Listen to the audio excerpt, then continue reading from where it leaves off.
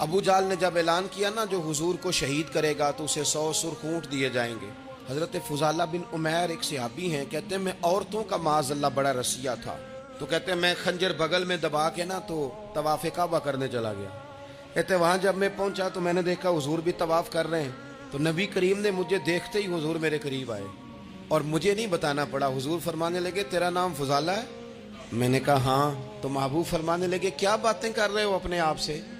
کہتے میں دل میں سوچ رہا تھا کہ طواف کرتے میرے قریب سے گزریں گے تو خنجر مار دوں گا. کیا باتیں کر رہے تھے؟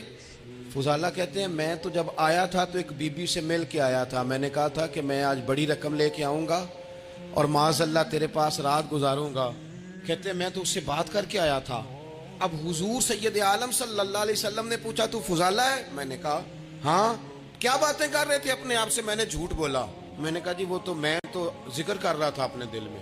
کہتے ہیں حضور مسکرائے اور مسکرا کے فرمانے لگے چل چھوڑ، جس کام آیا تھا وہ کرتا کیوں نہیں؟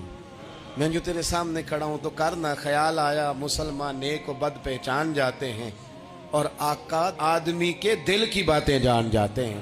کرنا وہ کام. تو فضالہ کہتے ہیں کہ میں کانپ گیا، میرے ہاتھ سے وہ خنجر گر گیا. حضور نے میرے سینے پہ ہاتھ پھیرا، اس طرح پھیرا کہ زندگی میں اتنا سکون کبھی نہیں ملا. میں قرار محسوس کرنے لگا.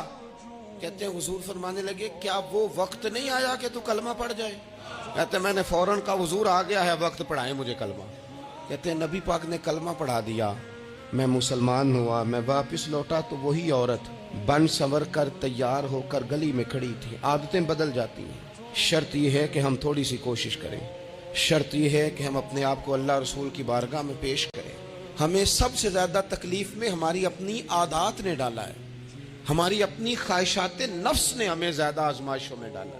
کہتے ہیں وہ عورت بن سنور کے کھڑی تھی. جب میں واپس لوٹا تو پہلے میں اس کے پیچھے بھاگتا تھا، اب میں اس کے قریب سے گزر گیا تو اس نے آواز دی تو فضالہ نہیں؟ کہتے ہیں میری جھکی ہوئی گردن، میں سر نہیں اٹھاتا.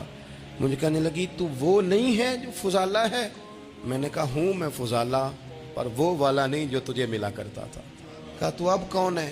کہنے لگے میرا ٹائٹل بدل گیا ہے، میرا تعارف بدل گیا ہے، اب میں رسول کائنات کا غلام ہو گیا ہوں.